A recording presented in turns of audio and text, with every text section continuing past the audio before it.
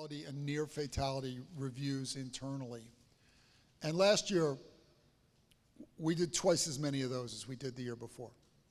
Twice as many fatality and near fatality reviews, and a very large fraction of those are all driven by drug overdoses, in particular by fentanyl. That's sort of the statistical look at it. The practical look at, or the child behind that statistic, is I get an email every time we get a fatality or a near fatality incident, and it makes you cry to hear about infants being rolled over on, or we have to administer Narcan to a toddler or just to an infant. And it's amazing, the availability of Narcan is saving a tremendous amount of lives, including Natalie, some of your people. Natalie Green is here from our child welfare operation, is our assistant secretary. Wave your hand so people can see you. And I know we had an incident where we had a baby show up with the parents at the doorstep of one of our offices. The baby was turning blue, and two staff ran inside, did the Narcan thing, saved the life. Saved the life of that baby. It was amazing. And we've had even more in juvenile rehab because we have a lot of young adults, and we have a serious fentanyl problem. We've had staff save a life multiple times in those settings. Just directly life-saving. We're trying to give out Narcan like it's candy. Let me go to the next slide here. I can't go to the next slide. Someone else has to. I'm trying. It doesn't work. I used to work at Microsoft. Like, I worked on this program, this PowerPoint thing, years ago. But I think if you just hit the arrow keys, it goes to the next slide.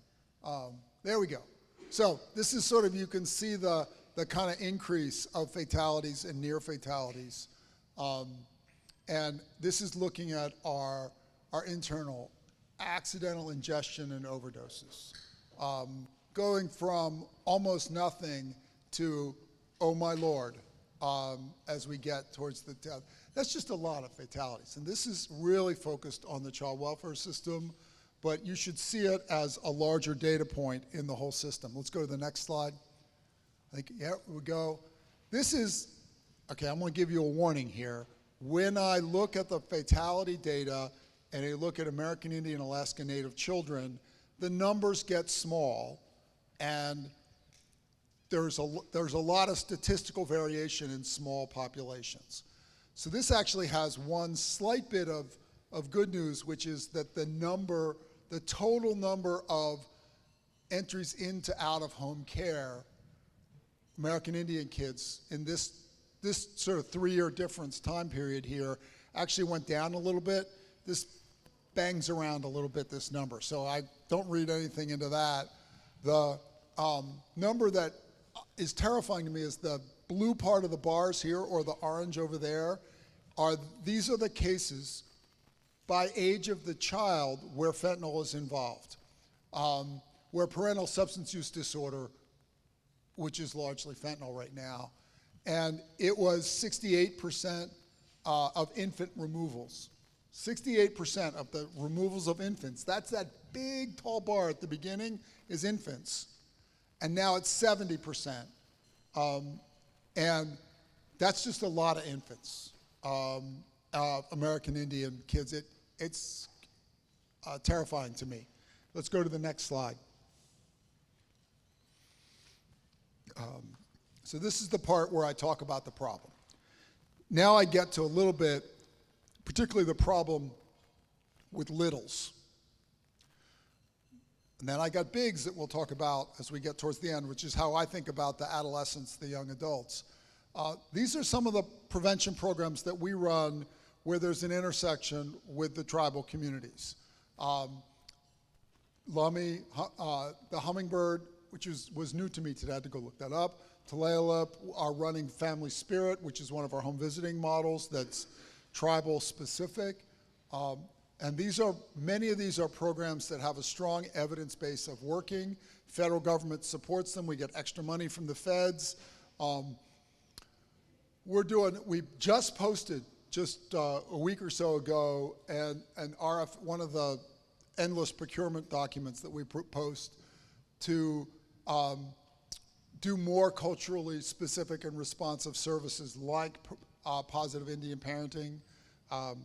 So if you're interested in responding to that, I think the thing says we will only support 3 or 4 of them. The reality is, if I get substantive interest from tribes, we'll figure out a way to fund it. So I want to make sure that we are doing as much prevention work specific with families as we can do, and we will find a way to fund this stuff. We're working with with NICWA to do positive Indian parenting trainings. And again, if you're interested in participating in that, we want to get you involved in the training, because these programs that we've developed in conjunction with the tribes really do work better. We want to make sure that we're expanding them as much as we can. And this is pretty exciting. The last bit is, that infant problem, we got families with a substance use disorder. How do we create a plan of safe care so that we can keep that kid at home with family? Because all of the research about long-term mental health effects is that that's the best thing for the kid. We just have to make sure that it's safe. We're doing some screen out work that's working super well. We want to continue to expand that. Let's go to the next slide. Treatment availability. Here's where I'm unhappy. We do not have access to treatment in a way that's effective for the families that we're working with. You heard that this morning. You all know this to be true. We do not have adequate access to substance abuse treatment. This is about 1/4 of all parents and caregivers had an indication of substance use disorder, but only 39% actually got any treatment. And for kids where it was so dangerous that we had to remove the child, less than half of the parents involved with us received any treatment. Let's go to the next slide. Here's where I get to do maps. We did a study 2 years ago looking at data from 2015 to 2018 across we got healthcare data, we sort of data from all sorts of sources. Secretary Meneses people did that work for us because they have access to that data. People trust them to share that data. They do great work, by the way. We're excited with RDA work. The map on the left shows, for families that are involved in child welfare, this is, the darker the color, the worse the involvement with substance use disorder is. And then the map on the right is, did they get treatment? And you can see it's almost flipped. Like, these rural parts of the state have enormous problems and almost no treatment infrastructure.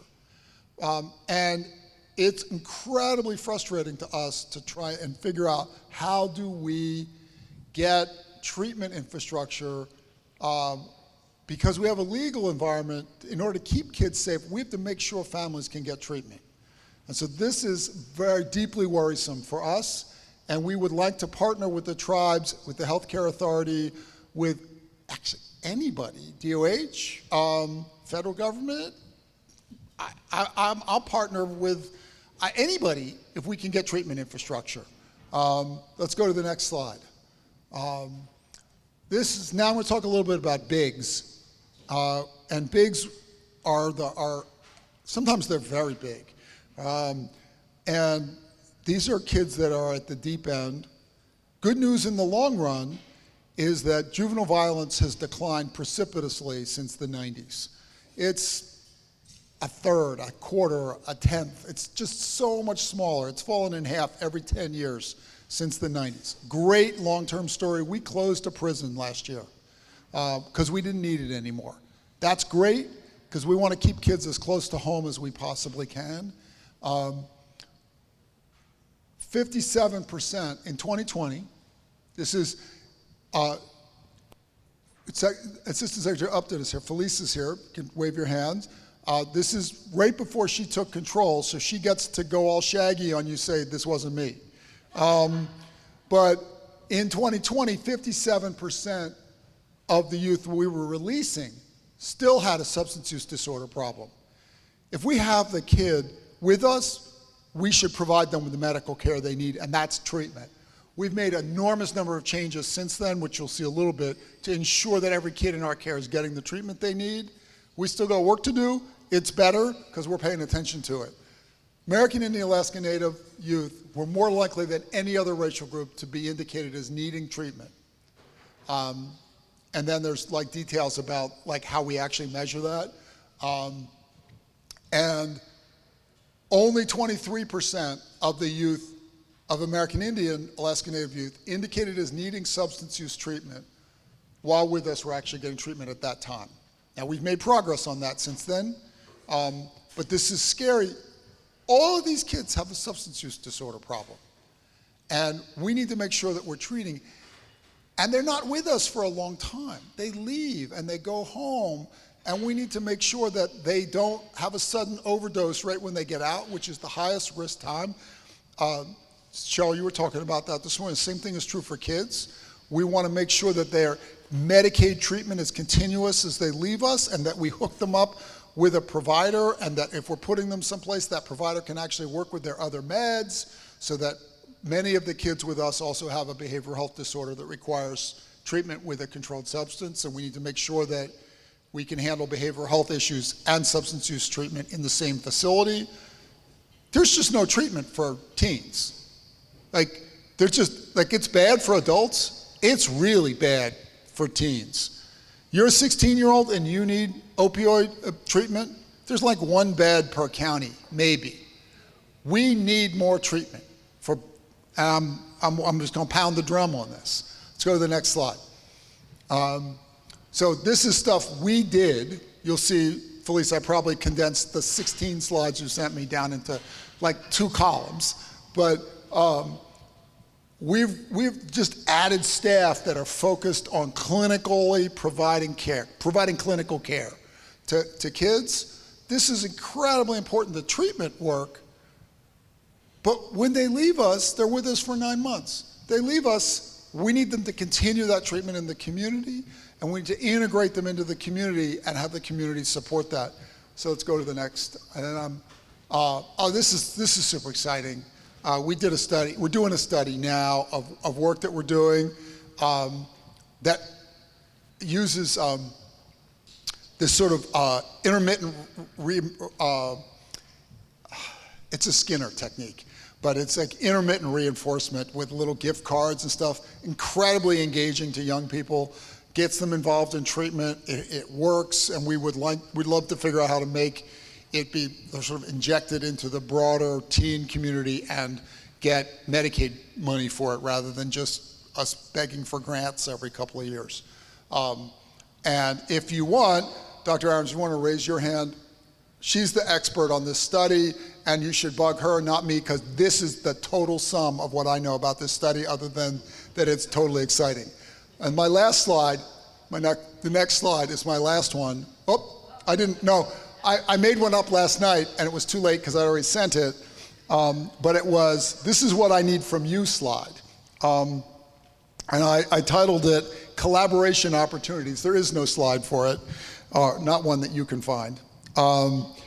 So if we have a tribe or recognized American Indian organization that wants to offer one of the services from our prevention list, we're excited. Come talk to us today, come talk to us next week, whenever. We'll work with you. We will set up training opportunities to do some collective training so that we can be as culturally specific as we can be. We did this when we worked with group homes. We were able to get them all accredited. By doing centralized training, we are in on doing that. I would like to help personally shepherd substance use treatment facilities, particularly for youth and for families with young children, which are the 2 big categories that I particularly need to serve the families that we serve. Anyone who wants to offer those treatment facilities, come work with us, and we'll sort of work out. There's timing issues with licensing, with Department of Health. There's just all these sort of funding issues with the healthcare authority, and I'm giving up on having it happen all by itself. So I'm willing to help put some resource into doing it, because without it, we're leaving families who are experiencing a lot of trauma at a lot of risk, and I want to not do that. I'm excited that the bill that just passed, the Blake bill that just passed last week, it's always nice to see them sort of get dragged back to finish their work. You know, it's like sending your kid up to clean his room up before he goes out to play. But my view on the legislature is a little paternalistic these days, now that I'm no longer in it. It allows the state government to override city and county resistance to citing treatment facilities and behavioral health facilities.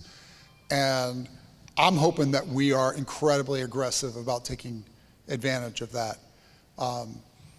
So that's that. I did want to point out that on the barrier removal side, in the last couple of years, we've removed 53 crimes from the list of disqualifying crimes for people to be foster parents, to take care of their own grandchildren. So like, we're, I think, ahead on that barrier removal, but we're open to hearing about more barriers that we can remove. And then I'm done. All right. Thank you, Secretary Hunter. And I didn't get a stage even. I like the stage. Maybe we have time for like a couple questions. Does anyone have any questions specifically for DCYF? Oh, yeah, okay. I'm gonna be the runner. They always do. They always do. When a mother is addicted and she has a baby, do they follow that baby from the hospital to the program through this? There's a system, Natalie, you're gonna have to correct me if I get this wrong. There's a system with the hospitals where if the baby is, there's sort of two levels. The baby could be drug exposed, that we get a test on the baby that says the baby seems to have been smoking a lot of marijuana lately, this newborn, and that drives further testing. If the baby is affected, like the hospital will do whatever it is that they need to do. They make mandatory reports to the hotline in that scenario. We do not automatically remove children if they're drug exposed, but we do ensure that there's a plan of safe care to make sure that the kid that there's a safe place for that child to go home. So it's not automatic, but we absolutely are following up on those cases. Did I get that one right? Yes. It's always nice when my expert tells me I have learned. So does that answer your question? Yeah, okay. All right, we had a question over here. Good afternoon. My name's Dakota Lane. I'm the medical director here at Loni. Can you go back to the slide about the juvenile rehab? Oh, no. Okay. Yeah. Sorry, I'm curious. I only saw, did I see 2/3 only receive treatment after they leave? In 2020, before the current leader took over and figured out the problem and got us to the point where, Felice, what's our treatment percentages now? Or Dr. Ahrens, go ahead. Why don't you stand up? She's the medical director for juvenile rehab, for all of the agency, actually. Yeah. If you include the youth who are involved in post in that number, I would say that it's probably upwards of 80 to 90% who are receiving some degree of treatment or transition support. Thank you. Children who are over 13 have agency. They can make choices about what treatment they want to receive and don't receive. And here's where I run the risk of sounding like somebody's angry uncle. But there are children who make bad decisions, right? Really terrifyingly bad decisions. But you cannot force them to make what seems to us to be the right decision. And there are obvious reasons why that happened, why there were bad outcomes either way on this one. But it's certainly a point of frustration for us that we can't force them all into treatment. This post-study seems to be a way to incent them effectively into getting treatment, which is great. Does that answer your question?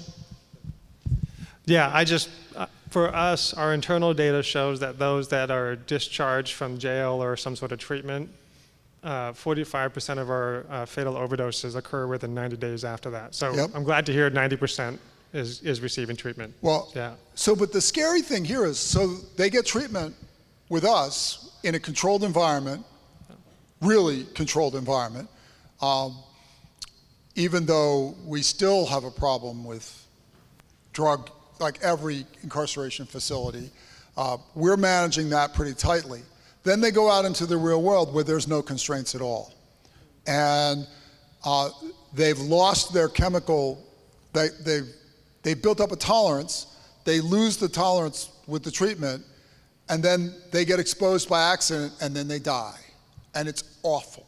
So how do we get, and I wrote a note on one of these pieces of paper that I have now lost, it's in my other notebook, of some injection that we can give them, Sublocade, where we want to have, like, kids leave us in a safe way and get caught on the other end so that we're ensuring that they're continuing treatment, because this is the same issue you've got, Cheryl, of the risk is insanely high if they just relapse. They have no tolerance, but their head thinks they do. How much do they take? And they have no idea what's in that pill. All right, we got two more, and then I think we should move on to the next speaker. Here you go. Thank you. I'm Trent Reasons with EY Parthenon. I was curious, I really appreciated the look at the data as we're seeing across a whole segment of mental health and public health issues. Data is important.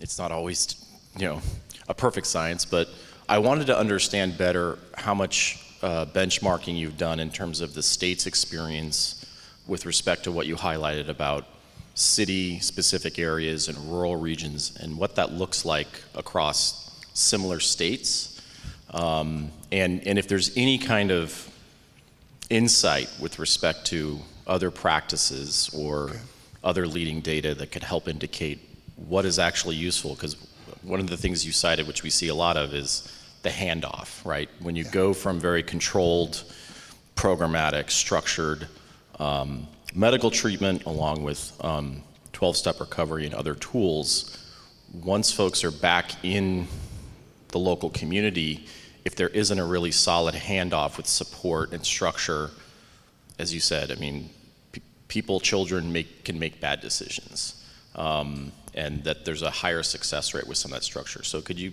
speak to a little bit of that? If you're interested, I have the printed copy of that report that I pulled one map from that is a quarter of an inch of maps and charts. I would be happy to share that with you.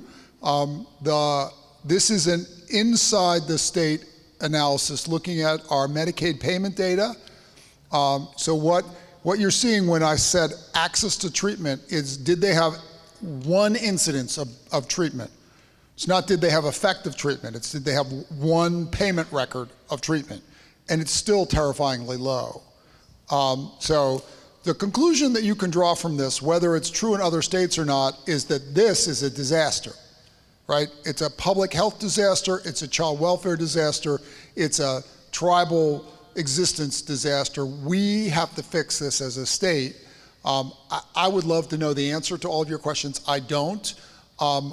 But there are people who might.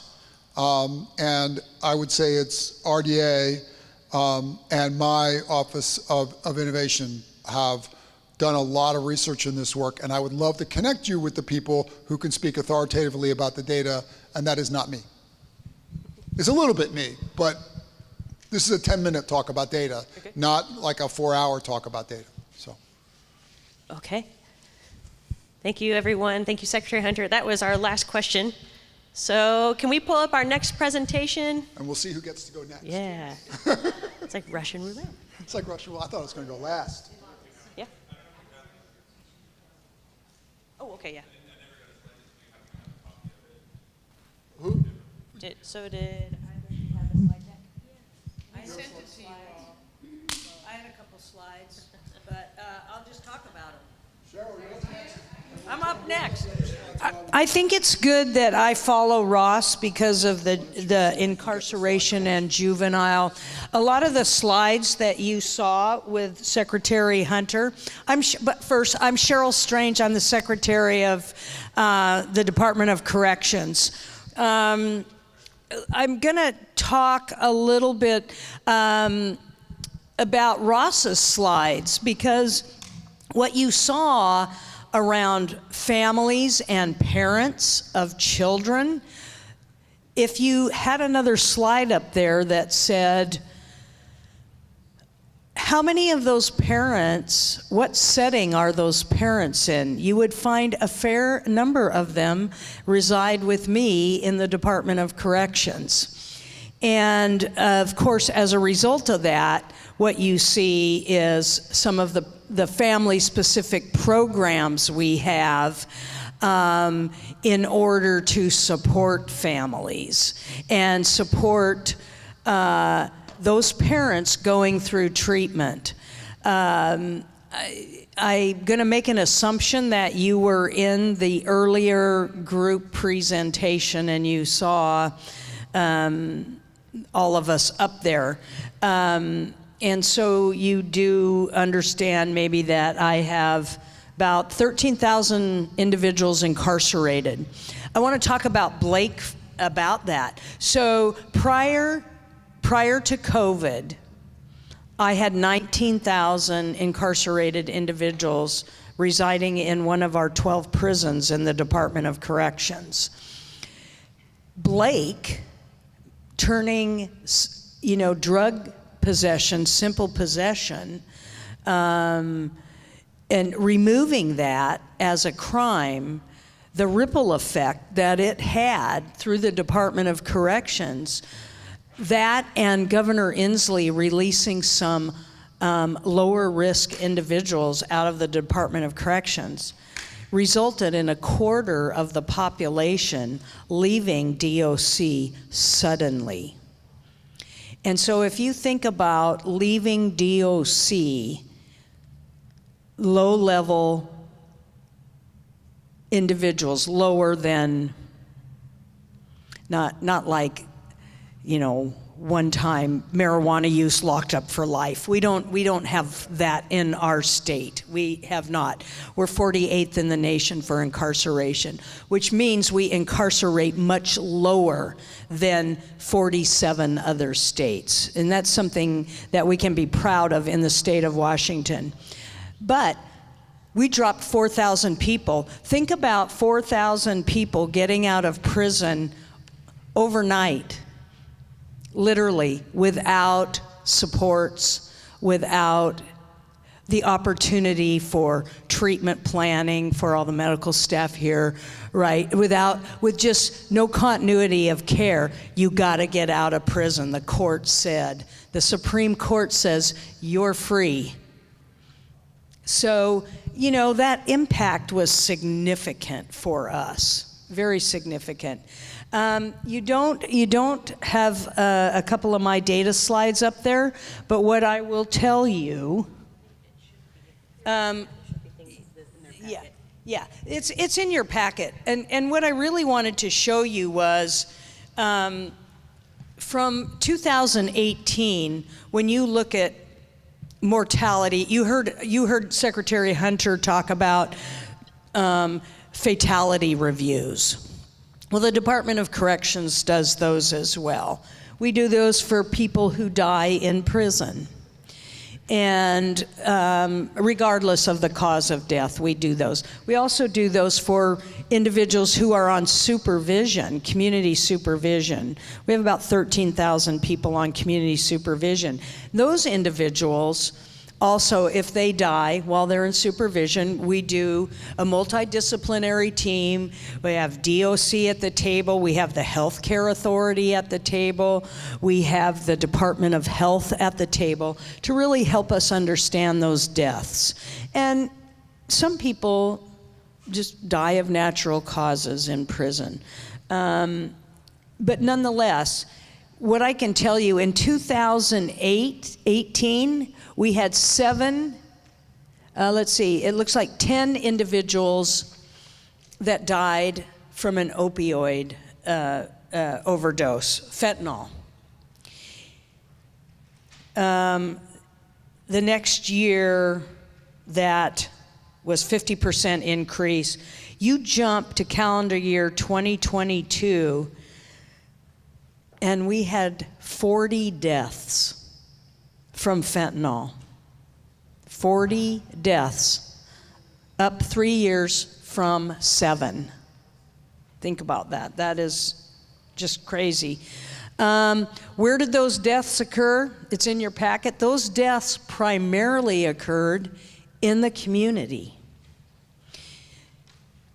In the community, and that speaks to that transition piece out from the community. Based on some conversations, I'm really looking forward to hearing this next part of the presentation on some ways to solve this. I have some ideas I'd like to drive by folks here. And for the medical staff from JR and other places, DOC does not have an electronic health record. So I just want to call that out.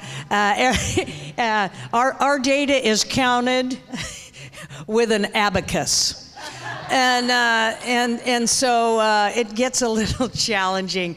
But nonetheless, we are very grateful for Secretary Meneses' Research and Data Analytics Unit as well. We collect all kinds of data and we work very closely with them, but medical records data is not one of those things. And we look forward to working that through. We had a 124% increase in opioid fentanyl deaths from 21 to 22. Think about it. I mean, it's just outrageous. We're using Narcan. What's interesting around incarcerated individuals and Narcan, I heard somebody, we started with, 1 dose of Narcan. You saw in Pulp Fiction, it wasn't Narcan, but that you get the gist. Well, in corrections, we have Narcan readily available. We're looking at actually giving it to incarcerated individuals, having it readily available. But 7 doses to revive. 7 doses. I heard somebody say, oh my gosh, we're up to 4. Well, DOC, we've got the people that are at the, this journey, and it's a journey of redemption. And it really is. If you've never been inside a prison, they are amazing places of healing. They can be. They can be very dangerous places, and pockets of them are. But we have inipis at all our prisons, sweat lodges. We have sacred medicines. We have religious practices. Very serious matter in the Department of Corrections. Coming out of COVID, I mean, it was just terrible. When you think about COVID being locked down, imagine being a prisoner already locked down and then again locked down in a very small cell. This is why Governor Inslee worked so hard to get others out. I mean, of course, Blake. And so it's great that Blake did not land back in the Department of Corrections. But it speaks to what we need to do in our jails and what we need to do to tighten stuff down. So this will be a good discussion. What you don't see in the data slides that I gave you in your packets is the near misses. The number of times Narcan was administered. I guarantee you what you see in that data is like the tiny tip of the iceberg of the actual overdoses of fentanyl. Fentanyl's a big problem in the prisons. It's a big problem in community corrections. You heard Chief Batiste talked a little bit about the work with the FBI. And, if you think about somebody who's been incarcerated, have committed a crime, there it is. Thank you. You can see the little dark blue is in custody, so that's prisons. But the powder blue, that's community. And you just see the sheer nature of it. Don't pay any attention to calendar year 03. It was that data was pulled from our incident management system. It's probably about a third there. The way the department reports, so quarterly. So I wouldn't give that. You're missing, 4 out of the 5 months. So it's scary stuff. And we too, like Ross, Secretary Hunter, we want resources. We don't have enough in the prisons, and we surely don't have enough in the community. That is absolutely a fact. I'm just going to throw some other data pieces at you a little bit. You heard Secretary Hunter mention Sublocade. What we love about Sublocade is that it's injectable. It'll last for a month. So if we can get somebody into treatment, prisons is generally speaking a place of great abstinence. So we are focusing a lot on educating people. Not always, Ross, not always.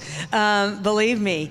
The other day, one of my intelligence and investigation staff came up to me and he said, "Secretary, do you know what I'm holding?" And what it was a bunch of legal papers, legally stamped, coming in through legal mail, about that thick. What is that, 150 pages? Looked like signed by lawyers, stamped legal mail. What was it? Each one of those sheets had 50,000 hits of acid on them. This is the stuff we deal with in the department. Drugs are serious business. That's why we're get very nervous when cell phones come into prisons, or I've seen drugs come in babies' diapers. Ross, these are our people. Secretary Meneses people, Sue Birch's people. These are our people. So treatment, maximizing federal money. Maximizing federal money is a good thing. 18% of the total population that I have, remember I said 60% of everybody has a significant substance use disorder. I have resources for 18% of those. Here it is in real life. I have housing vouchers. I have 4,000 housing vouchers every year used to be 3 months. The legislature just gave us an extension to 6 months. So we can build something off that if we think together instead of me just off doing that for incarcerated. We just got money from the legislature for Sublocade. Director Sue Birch is working, and her physician, Dr. Charissa Fatinos, working to get Sublocade to us on a mass scale. Remember I said I have a total confinement of 14,000 people. 18% get the treatment they need for opioid disorder. Sublocade is a great solution for the treatment part, the craving part, the treatment part. So you can pay attention to treatment. You can be less craving, stabilize your neurons a bit. We currently have enough money for 50 doses per month. We got 10 more. It's super expensive. But this year we got 10 more. So now we have 60 people out of 9,000. It's not enough. So I'm going to stop there and see if anybody has any questions.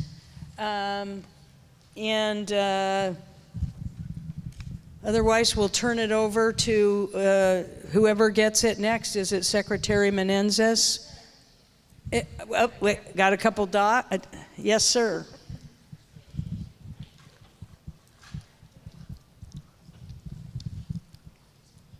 Thank you. That was very informing. Again, my name is Dakota Lane with the Loni Tribal Health Clinic.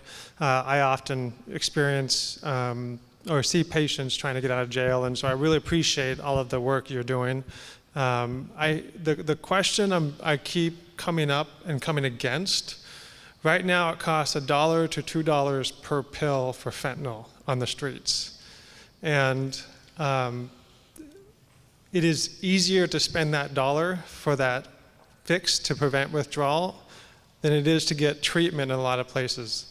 In the jails you're at, you have a captured population, so I think Sublocade is great.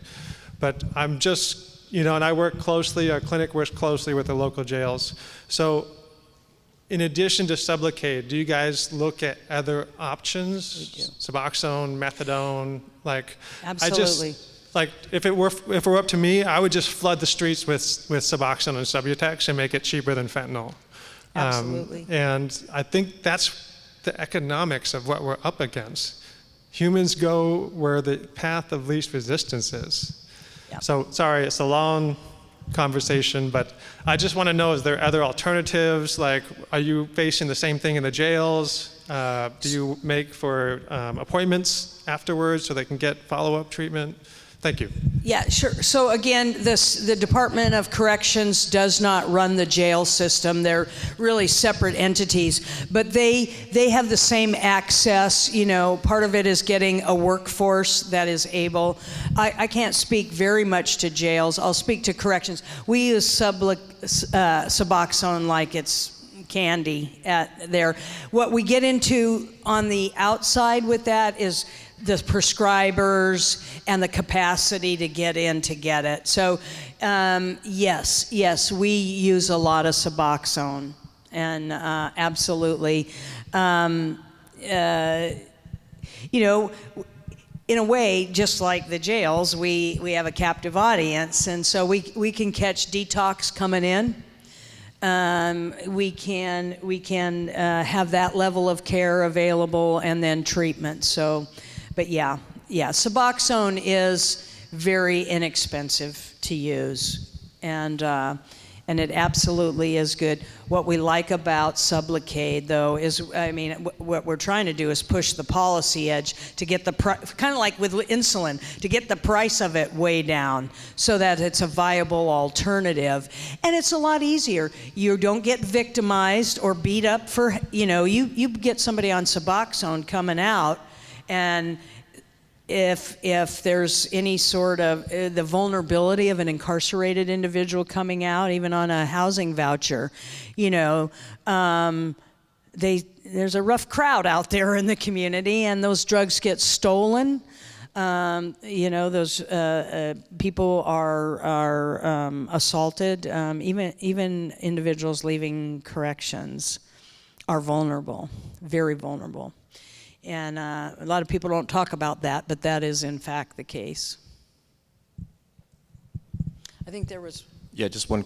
Thank you, Secretary Strange. That was a great presentation. I wanted to know, when looking at that data in terms of the doubling effect over that COVID period, are there some kind of bullet point lessons learned of what things could have been done potentially to front end that kind of expansion of use within community? Because it's literally off the charts, and what we've seen experienced in light of COVID more broadly is just that with isolation and removal from public venues, whether it's schools or workplaces and so on, addiction trends just kind of blew out of proportion, with people feeling like they can use or do whatever they need to do in a more routine fashion, unfortunately. Are there some lessons to be learned from that sort of period of experience, you think?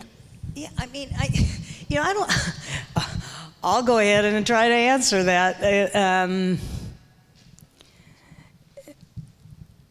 Yeah, I think there's I don't even know where to begin, because what my mind is saying is, you heard it with Secretary Meneses talking about intergenerational poverty. You talk about trauma. You talk about greed, and this country is very divided. Yeah, this kind of stuff starts early on. My colleagues just got back from Iceland. You know, there's lots of lessons to be learned, but it's so overwhelming. Right now we're pulling a rock up the hill. Can we get kids? Can we get early intervention? Can we get good, strong schools? Can we have parents who are lifted up out of poverty and have a meaningful life and aren't creating trauma and drama? And, you know, by the time somebody gets to prison, it's like, it is the moment of redemption, because all that has to go out the window, all that to take a step forward. So it's kind of like a new beginning in a way, but lessons learned in a real practical sort of, you know, root cause takes you back 5 whys.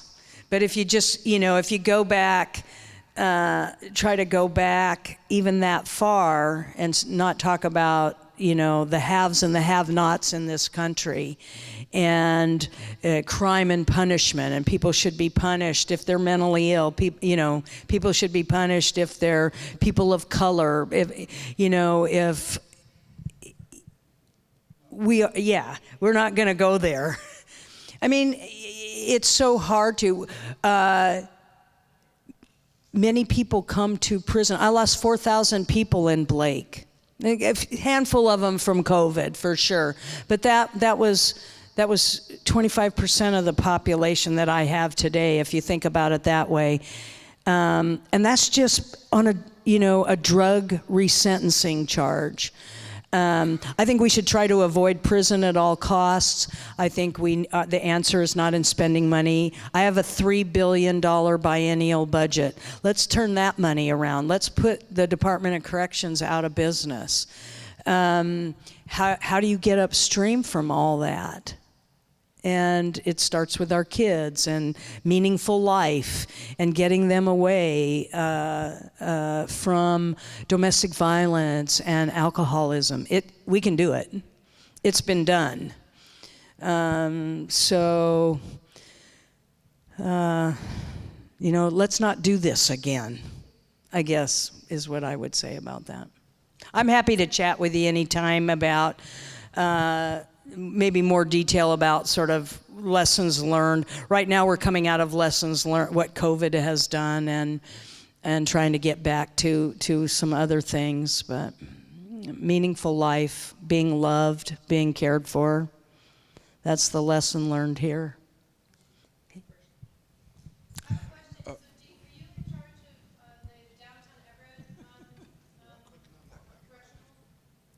It depends on which part of it.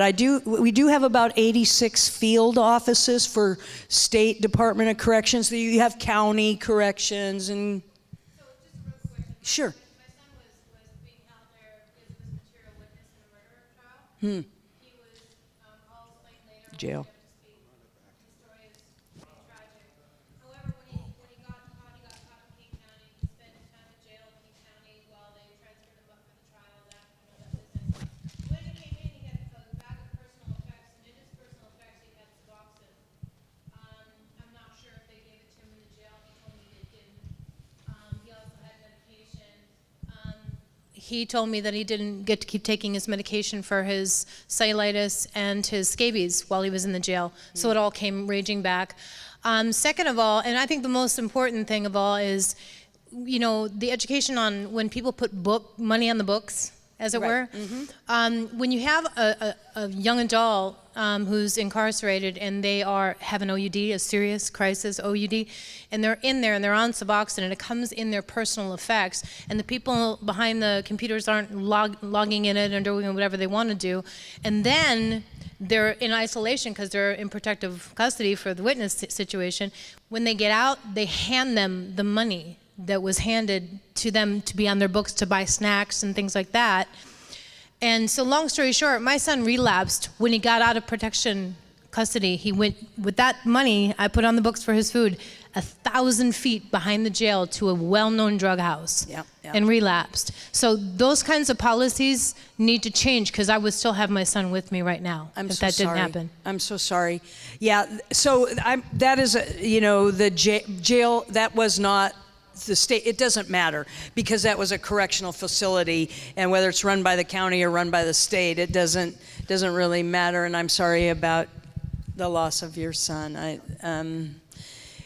We would never want to give those drugs back to an individual. What we would want to do is give them fresh, new ones that we knew would be safe, because drugs that come in, you do want to tuck those away, because you don't know what, it could be laced with fentanyl, and might be. And so, yeah.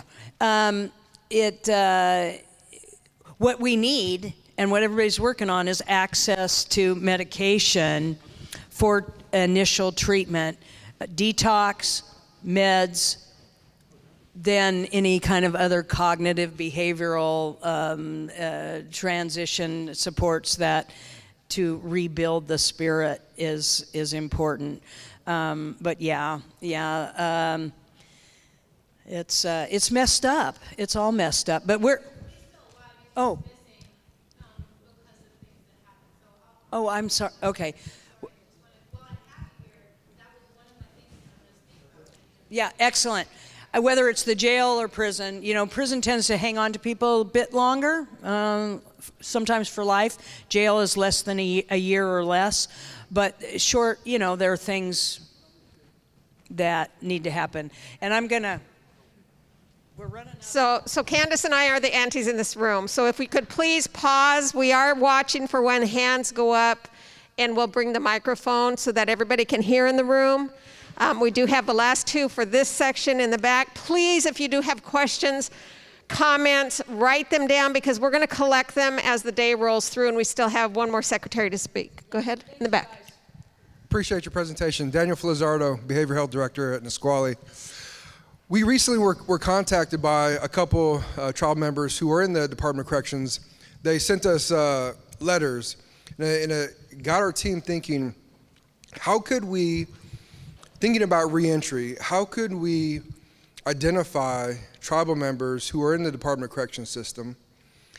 How could we reach out to them? How could we connect with potential navigators or peers or whatever you might have, counselors, whatever you might have in the system? That way we can potentially pen pal, potentially have our peers visit, potentially set stuff up for behavior. Like you said, a high percentage of folks who are coming out have a substance use or mental health disorder. Right. How could we set them up with services so that we can walk them out, bring them back into the community in a good way, and start that recovery process? And one of the thoughts we're talking about is how can we identify those, and then who could we talk to develop some of those programs and some of those relationships? No, that's a great question. It's funny, Colleen, it's just funny you mentioned that. We actually send Nisqually, along with of the other 28 tribes, a list of enrolled members every month. So your tribe has that list. I think it's probably, I would connect up with the Medicine Creek Reentry Group. And the reason I chuckle it, because Auntie Colleen has been working on kind of separating out individuals who self-report as being Nisqually versus are actually enrolled with Nisqually. So we're your neighbor. I mean, we're 10 miles away from you. We would be happy to entertain a conversation. These navigators that I talked about, we just got 120. We've been talking to some of the folks at Nisqually about how we make that happen. We always want you involved in the treatment planning. We always want you involved in the treatment planning. And having these navigators will afford us the opportunity to work 60 days prior to discharge. So we're pretty excited about that. You ready to call it good, Loni? I had one last one. But actually, Daniel actually stole my thunder on that one. That was a great question. I was going to kind of do the same thing. I'm the kid that Ross was talking about. My father was in incarceration all my life, in and out. When it came to Christmas, I went to the jail to visit my father. When it was Father's Day, I went to the prison to go visit my dad. And I found when I started getting older, I was going to jail. I was the kid that was doing the same stuff that my dad was doing. And that's when I made even as an adult, that's when I made the choice to get clean and sober. I was repeating what my father, everything I disliked about my dad, I was doing it. And it took me a long time to realize that. My question was, he's institutionalized now, even at home. You know, he stays in his room most of the time, and that's just the way he is. He's not actively an addict anymore. He's got health issues, but he's relatively happy. He's older. He's an elder, tribal elder now, so which is good. It took him at 65 years old. He finally decided to quit drinking. Must have been about the 5th time in 2 weeks I picked him up at the emergency room. I mean, he was either sober up or die. So I had to have that conversation with him. But he's doing good now. My question, I guess, was what are we doing in the prisons? I know that pre-COVID, that I was a member of some 12-step groups that were going into the prisons and making a lot of headway with a lot of inmates, you know, sharing stories. You know, what is that resumed now post-COVID? Because that's an important part of recovery. It is, but it's been really challenging to make it happen quickly. We lost 700 volunteers, right? When you couldn't, I mean, Secretary Shaw, his order, Governor Inslee's order, no visitors, no movement, no nothing. We had 700 volunteers in the Department of Corrections, and many of those were some education folks, NA, AA, all that, but it's coming. Yeah, it's much. It's taken us a month. I mean, we just got the order lifted about a month ago. Secretary, that's one of the most important things you folks can do, Sue.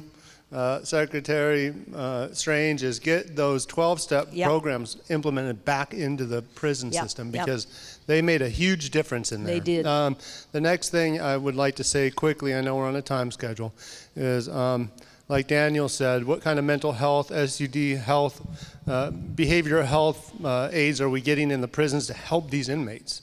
And when we help them in there, what are we doing when we're transitioning back out in the community? What happens is they get tossed out of the system. They're institutionalized. My dad was one of the best prayer warriors in prison. He found God. He read the Bible. He could do it by verse. He was very, you know, he's a trustee. He's an inmate. They loved him. As soon as he's back on the street, boom, off and running. You know, what are we doing to help those inmates coming out, transition back into society, and make sure we keep those services, you know, that they need, make sure that they're getting those services. Otherwise, they'll end up right back in prison. Yeah. Or dead. So thank you. You're welcome. And yes, I think we talked about that a little bit. I'm going to go ahead and turn it over to Secretary Meneses, and I know we're getting. Are we doing okay, Loni? Secretary, do we have any more questions? Okay. Lots of good stuff. It's hard to stop, right? So much important stuff. What is it that we're doing? We're educating ourselves and each other, right? Some of the things we know, some of the things we're sharing. That's what we talked about this morning. One of the most important things that we can do is educate the community at large about this epidemic and the problems that you and others and I have in our communities as a result of fentanyl and other opioid risks. Okay. I want to talk specifically about persons from Native communities and how there's an increased risk of having opioid use disorder in Native communities. If you could go to the next slide, I'll show you a few. It's really daunting. Now, the data that you're going to see, next slide, please. The data that you're going to see are only Medicaid patients or people that have been on Medicaid at least once. So it's a limited number of people, but even that, with this limited number of people, you will see how it's impacting the native communities and people. Okay, this slide shows a heightened risk of OUD for persons from Native communities across all of our programs alone at Department of Social Health Services. So, for example, in the Administration of Long-Term Care, for clients ages 18 to 64. in fiscal year 22, 15% have OUD. However, among all those ALSA clients who are American Indian or Alaskan Native, 23% have OUD. 23%. And similarly, all BHA clients 18 to 64, 23% have OUD. However, among BHA clients who are American Indian or Alaskan Native, 36%. That's pretty interesting, isn't it? And we see a similar pattern increase in the other areas. Okay. And this is just, again, these are just from the Medicaid population.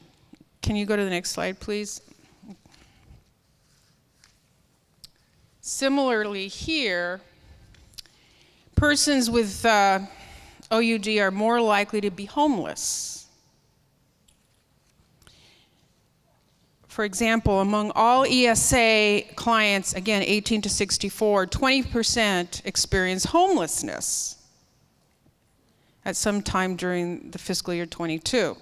However, when we zoom in to look at the experiences of ESA with OUD, we see that nearly half, 45%, experience homelessness at some time in the year. Okay? Again, and the pattern is it's pretty intense. So what does that say? You know, remember we talked this morning about home being one of the social determinants of health, having a house.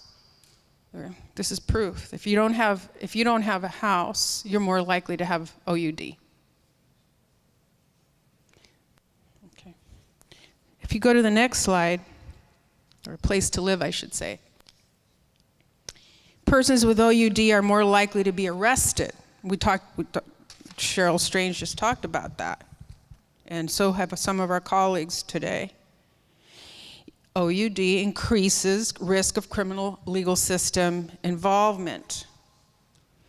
Here we see that among all BHA clients ages 18 to 64, 49% were arrested at some time during fiscal year 22. However, BHA clients with OUD, for BHA clients with OUD, that number rises to 63%. So arrest and OUD are correlated.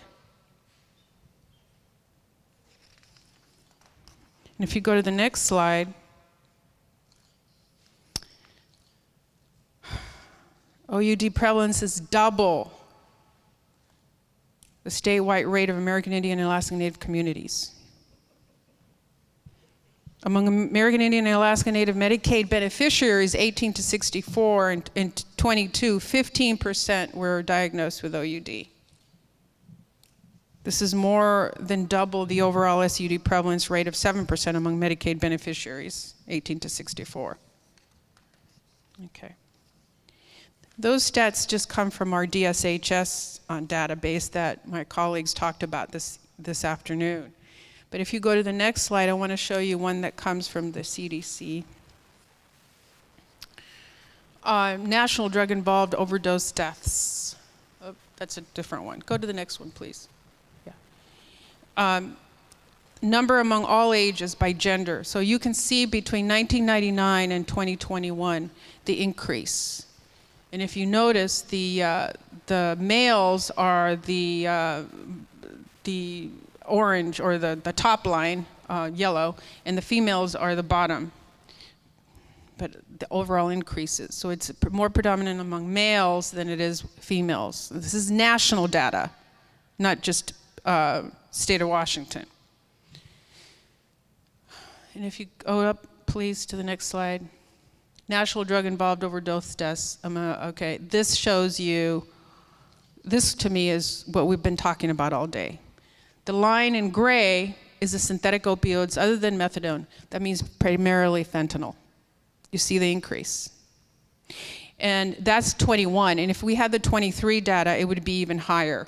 And when you see the 24 data the following year, it's going to be even higher because it's going to involve some of the other drugs that we discussed this morning. That's daunting. It's killing our communities. It is time that we educate the public. How much money are we spending? Billions of dollars in political campaigns. Think about if we spent that much on this epidemic. We have to educate, and we got to start in the school system. That's one of the things that we can do. And the majority of the people that are mostly affected are at risk of poverty if they're not already in poverty as well. So when you leave the correctional institutions, or perhaps when you leave a drug treatment program, having a place to go to that has all of the wraparound services that include housing, health, psychological as mental health, that is, as well as physical health and oral health, education, and food security is critical. And housing, I said that. When the state of Washington a year ago started clearing the I-5 corridor of encampments, I said respectfully to some of my colleagues, you can clear the encampments, but if you don't treat the person with a holistic view, they're only going to move their tent to the other side and do their drugs there or continue in an encampment. You have to treat the whole person. So as a state, our colleagues and I have to encourage our legislators and our coworkers and our communities to do the same. There's no sense in moving an encampment if you're not treating the whole person. And there's no sense in doing drug treatment if you're not going to treat the whole person. Drug treatment alone, you said it this morning and this afternoon, is not going to solve the problem. You got to look at the person, ask what they need, and work with them wholeheartedly. Wholesomely. And that's, yes, it's education, it's health, it's housing, and it's food security. And as I said this morning, our SNAP benefits are being cut with this debt ceiling dilemma. So half the people that are on SNAP are not going to get their food.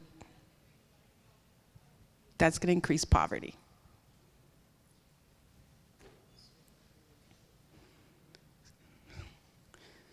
Any questions? Yeah. Yes. People, but there wouldn't be OUD, SUD. It starts with one thing and one thing only, and that's trauma. Absolutely. And so absolutely. I said that this morning. I can only speak on behalf of my son, and I'll speak later, but I also was an outreach advocate for nearly 17 years. And substance abuse, SUD, OUD, it's all based on trauma and mental illness.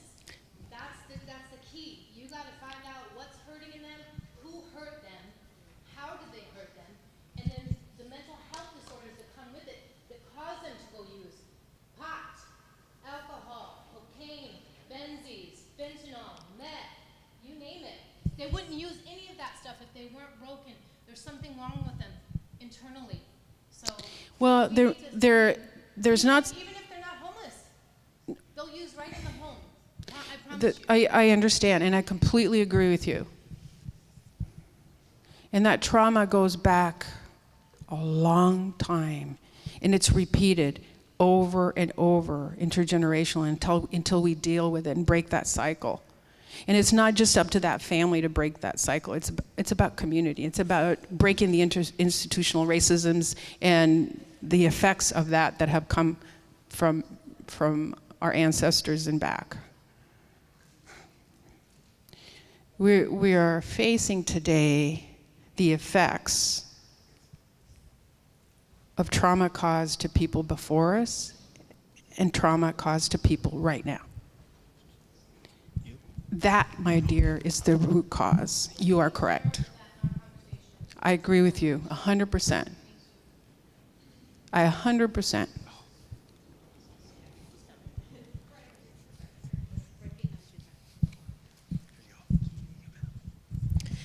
Hello, Monica Tenasket from Spokane Tribe. So I had a question even for Secretary Strange, but it kind of all comes all together. So, you talk about the social determinants of health, and then Secretary Strange was talking about needing more support in the communities. And So when I think about this, you talk about, all the billions of dollars that get spent on other resources that we could be putting into our communities. And I find, there's huge disparity even among this, the groups at this summit. We have tribes that have a lot of money, and then we have tribes that have very little money. The Spokane tribe is not a money, we are not there. We depend a lot on grants. We're always challenged with how do we best serve our people when we're in a rural area. We have the challenges of trying to find qualified professional staff to come work for us because we're so far away. They got to drive an hour to even come, to our community. And then we have the city of Spokane that's an hour away, and we have several of our tribal members who, when they do become homeless, we're seeing homelessness on the reservation right now, which is something we just never thought we'd see. But then they go to the city of Spokane, and then they're on the streets of Spokane. But we have issues with even, jurisdictional issues with law enforcement and a BIA jail that's not responsive, and we can't bring people there. And then we have our tribal members that are coming out of the incarceration as well. So, my question is, what does that look like to, you need more support from the communities. How does that, what does that look like? If your department or, the DSHS or DCYF or the, DOC, any of your state departments, what does it look like for you, to help us? You're saying you want more support from the communities. What does that look like to you? And how can we help each other when there's the disparity of, not being a money tribe, and then you have tribes that do. So, trying to bridge that gap so that we can better serve our people and get our people the help that they need. Yeah, I can't speak for everybody, but I don't think any of us was saying that we need support from the community. Oh, yes, no, she said it. I think what we were saying is that we need to do it together with community. Is that right? Or what were you saying? What I was referring to was the people in Department of Corrections jurisdiction who are in the community need access to ongoing services for their opioid disorder, and that it takes all of us working together to do that. And I think. But what services does that? What? Treatment, housing. It's all those social. Yes, you're talking about the social determinants of health, and how do we? That's where I'm saying you have these economic differences among the tribes, and then how do we get them? How do we get there? And then Okay.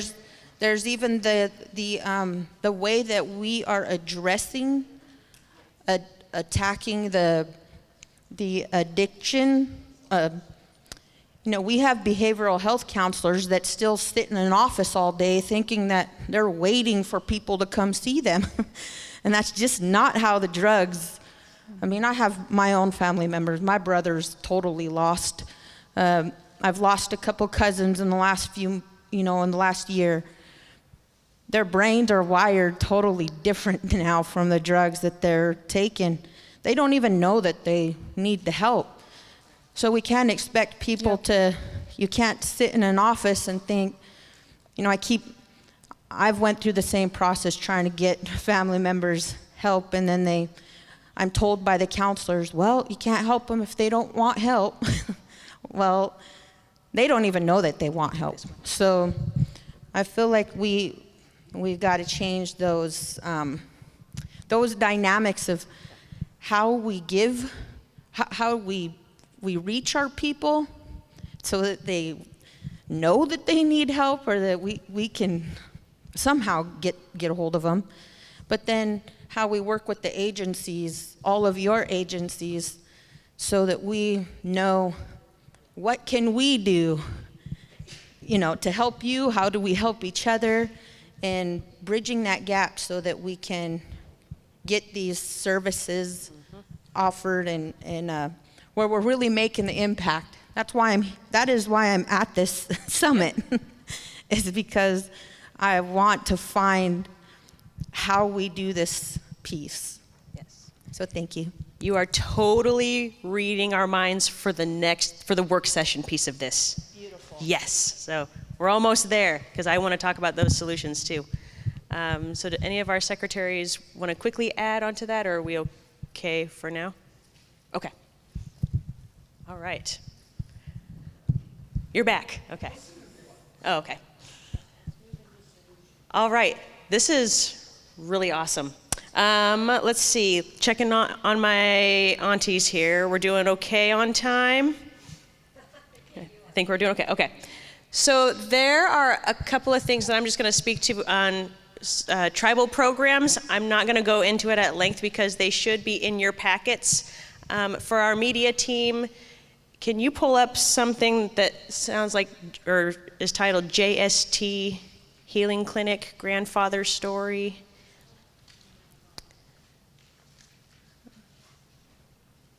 Maybe. Anyways, while they're pulling that up, in your packets, it's just a quick 2-pager that we created to show you what is our healing clinic all about. Like, how did it start? And so the grandfather story is on the back. And this story is super special to me. I'm not going to tell it because there's a summary of it on the paper itself that you could read later if you want to. But it's a story of the theme of why our healing campus was created. Oh, yes. There we go. Auntie Candace is holding it up.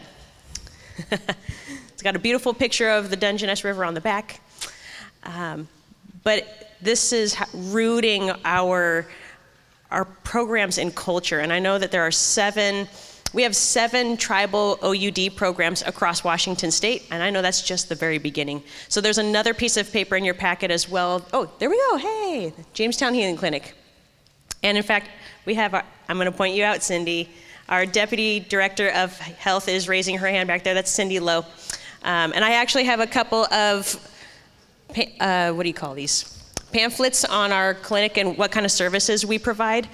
But what was amazing about this is just having it rooted in our culture. And I know that's how the other 6 programs have done this. I mean, we took our example from Degwalich, like I mentioned earlier, from our Swinomish tribal sister. So we are just really excited to show off what we're doing. I know these other tribal clinics would love to speak with you if you have questions for them.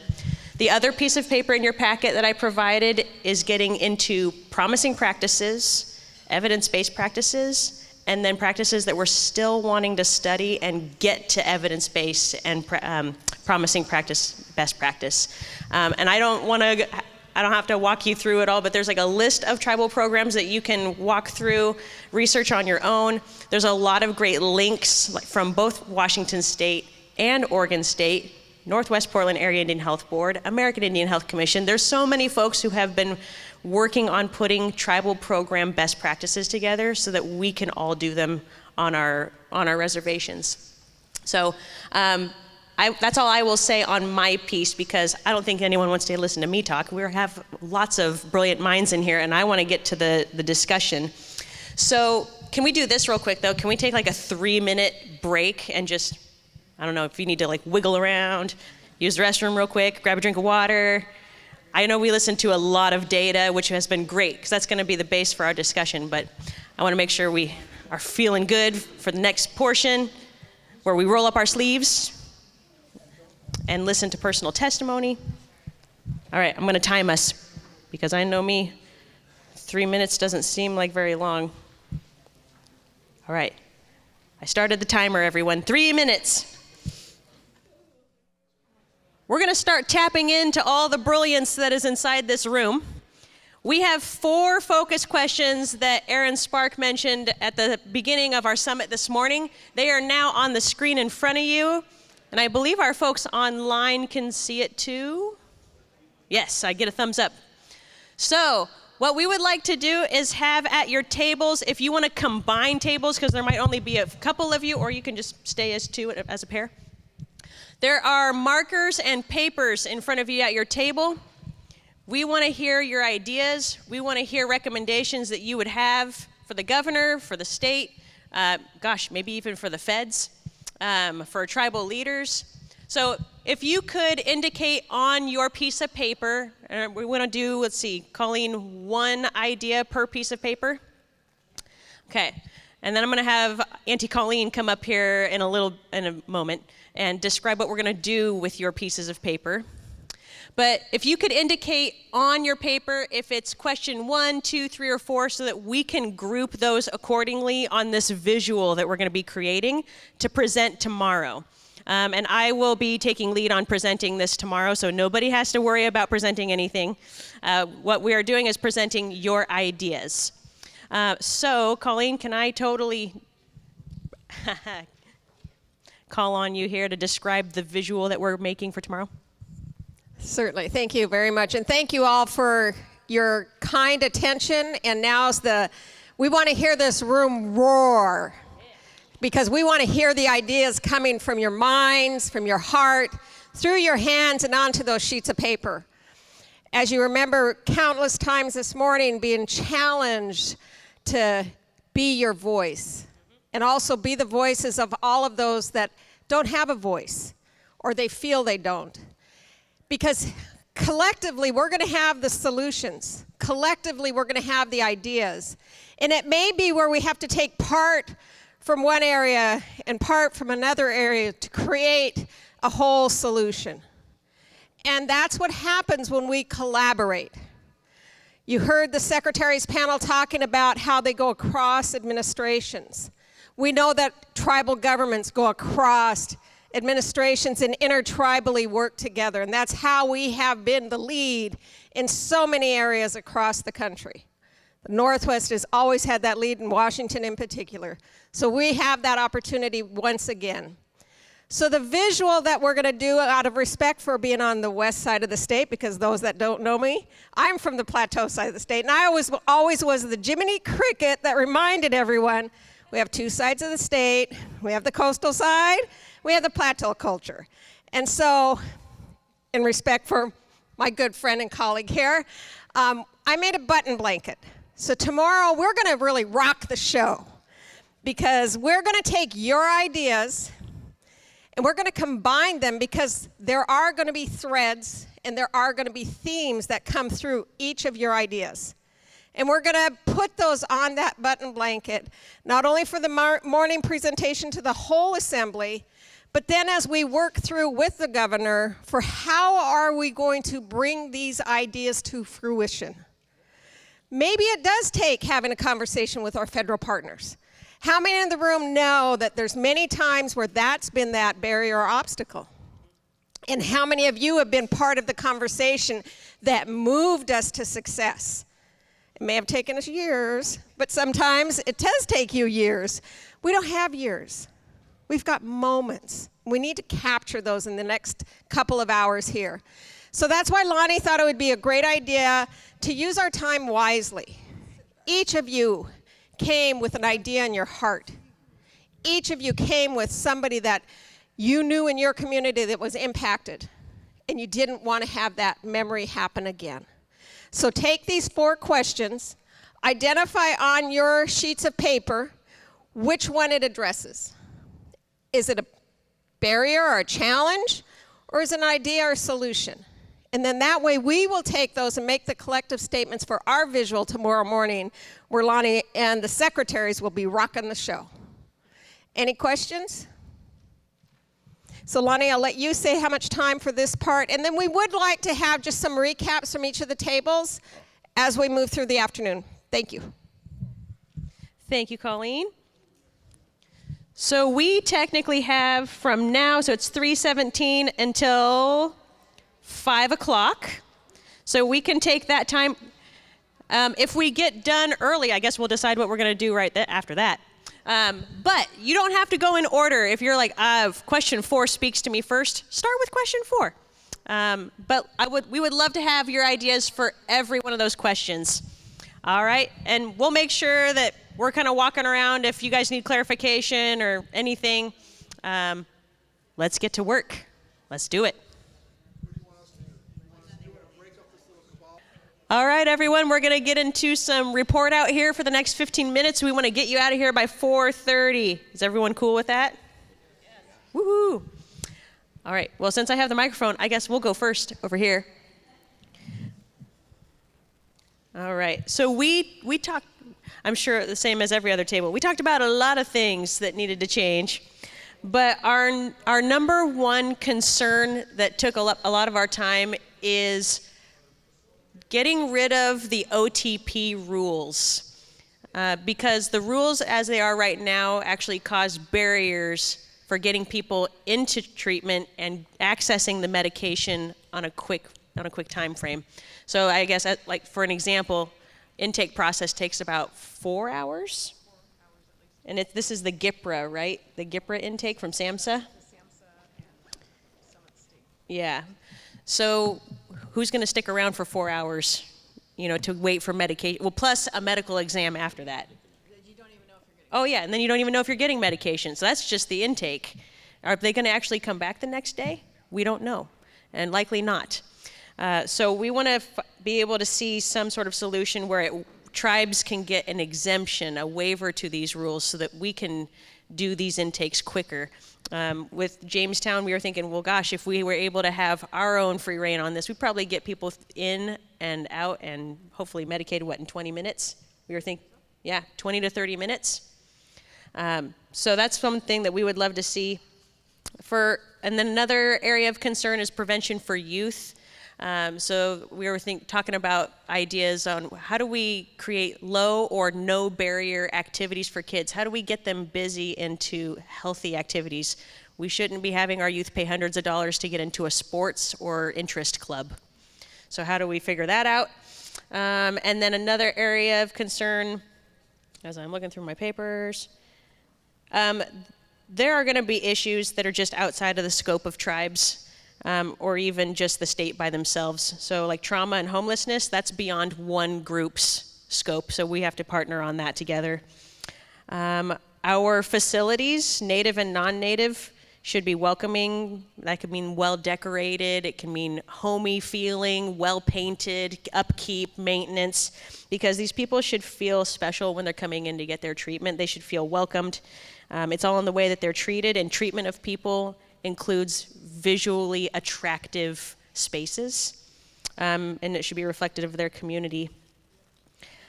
For our tribal leaders and our tribal communities specifically, we have to leave fear of offending our communities by the wayside when we're talking about safety decisions. I talked about one of my personal experiences. Kids go into CPS and then I have grandma calling me and she's really angry. Why did you put my kid in CPS? But when you're making a decision on behalf of somebody's safety, we have to be okay and willing to offend people. Let's see.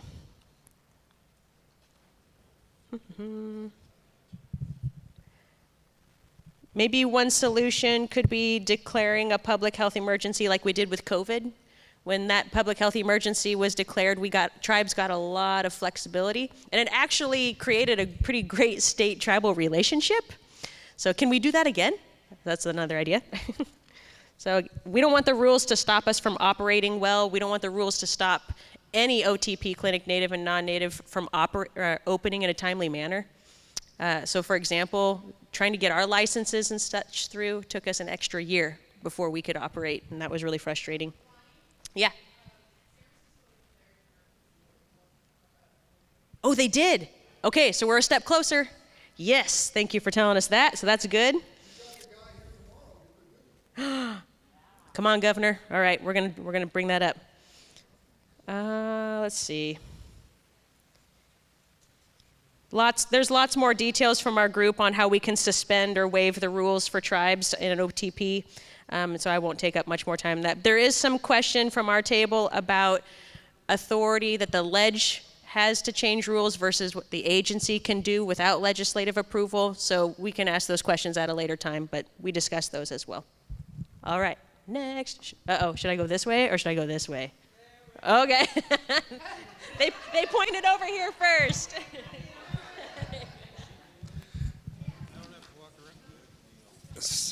So some of the concerns that we had, I'm going to touch on treatment, and Ralph's going to touch on reentry stuff. So looking at one of the concerns we had was detox and treatment for parents and children, and the capacity that we currently have, and also looking at, so that was one of the concerns, and then some of the thoughts we had is could, you know, with funding, with resources, with training, could some tribes across the state throw up some smaller facilities? That way we can have access across the state right now, because there's definitely a, as we're trying to refer, there's often a wait for those. So being able to fund them, train them, make sure that they're a sustainable program. Another one is also just, if we build programs, do we have the staff to be able to staff them up? And so looking at how do we build that staffing infrastructure? How do we look at, community colleges, but also there's an apprenticeship program for SUDP. I was just talking with somebody with LNI. It's about a 9-month process to get it going. Very similar to electrician apprenticeship, plumbing apprenticeship. How can we streamline that? And also, is there additional technical assistance for tribes to be able to develop some of these apprenticeship programs, so that a lot of folks who get into recovery are often want to go down this pathway of becoming a counselor themselves or a peer. And so how do we create a pathway? How can we help develop pathways where somebody who gets into recovery is from that tribe, could come back and work towards becoming a peer, a counselor, a mental health counselor, dual licensed, and kind of reinvest back into their community. So those were some of the on the treatment side that we talked about. I'm going to pass it to Ralph. Thank you very much. So the other thing that as we're trying to talk about big picture items that we'd love to partner with the state on, the other was reorientation, or reentry, rehabilitation, whatever term you want to use. And we focused on housing and jobs. It's like, how could we create housing opportunities for people who are returning both from treatment and from incarceration, so that we can help them re-enter our communities in a good way. One of our late chiefs, Chief Salik, Bill James, he was the first one I heard talk about reorientation, that people knew this stuff at one time in their life. They were brought up to know what the expectations are in our community, but they forgot. They were out there drugging, thinking only about themselves and only about me and how am I going to get what I need soon, and not thinking about what we all were taught, right? Which was you take care of each other. Take care of each other, you take care of the community, and then maybe sometime down the priority list, then you take care of yourself. That's just what the teachings are. How do we reorient people to that? And how do we help them be successfully re-enter the community? So offering housing, not just houses, but where there's some level of case management. Someone's checking in with them and seeing how they're doing, making sure they're getting to their IOP or their, intense outpatient, or their recovery prevention, whatever it is they have to go to, but also getting job training. So creating opportunities for there to be workforce reentry jobs, so that we actually create opportunities for, even if it's just part-time for several weeks, so that they get something on their resume. And we've actually have experience with that here at Lummi, and people would springboard from those projects into much better jobs. Or they decide, because a lot of those jobs were, labor jobs, they go, yeah, I'm going back to school. This is hard work. And so they'd go get a degree. right? And so there are a lot of success stories where people would use just that little bit of an opportunity. 10, 12, 14 weeks on a half-time job helps them move on to the next level. And for those of us here that are in child welfare work, we actually saw people get their kids back. And our people that were in doing the addiction therapy, Rosalie Scott, who's here, she's been doing that work for literally decades. She said, that really worked better than I even thought it would. She said, people actually looked different. They talked different. They walked with their head up. They talked with hope. And because what we did is we took people who were in outpatient treatment, had the providers identify those who were ready to go back to work, so we weren't creating something where they were getting money before they were ready for it. And so they identified, the provider said, no, they're ready. And so we would help them find a job and help them move on to the next step. It was just offering just a little bit of help for the people who were looking for a way to move to the next level. So that was what we thought about. Thank you to Secretary Hunter to help facilitate our discussion and take the notes. But it was a great discussion. Haishka Siem.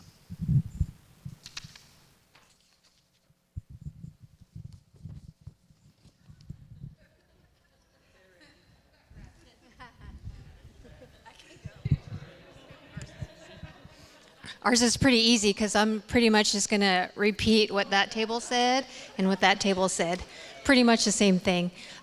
So we were looking at the questions, and then we started listing all the problems and the challenges, and like, wait, that we're not ready for that yet. Let's back it up. It's like the mother. We're in that stage. We need to address it like the COVID, right? So exactly the same thing that you guys said. I just have to say that when I offered to be scribe, I did not realize that meant I had to report out too. So I agree. We kind of said there were a lot of similar themes. A few things that maybe are different or take the ideas a little different direction. One was more efficient and comprehensive crosstalk between state agencies and tribes. For example, about resources or funding sources for different issues, that there's often a lack of understanding about, the different resources that the different agencies and tribes have. And let me know if I get anything wrong, please. Funding for training Native SUDPs with a payback responsibility in high priority regions in particular. Increasing wages for SUDPs and for treatment providers across the spectrum, because if you just do it for SUDPs, you may wind up with a shortage of MSWs, so across the treatment spectrum.